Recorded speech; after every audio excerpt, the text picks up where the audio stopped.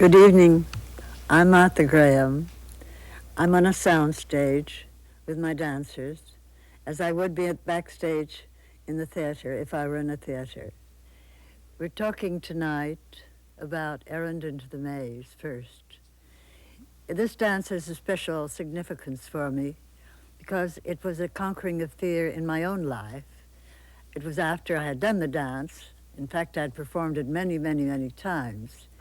But it never came poignantly to me as it did on one occasion.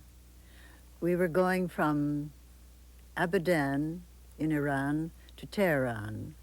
We were flying in DC-3s, those very safe little planes, but you know they only have a cruising altitude of 5,000 feet. We had to go through a pass of two mountain peaks, 18,000. We were caught in a terrific snowstorm, the kind that is like one of those paperweights of our childhood. And they said finally we'd have to turn back, which we did. All the time we were in the air. The fear was so constant. The pressure was so great with all of us.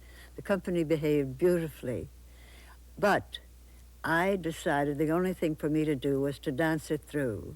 So I took Errand into the Maze, and I went through it in my mind 3 times before we arrived back at Abadan.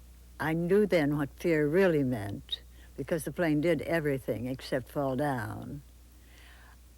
But the set was so beautiful. I could see in my eyes before me, even in spite of the terror that stalked me from behind as I went through the dance. The set that Isamu Noguchi had made, the music that Giancarlo Menotti had composed for me.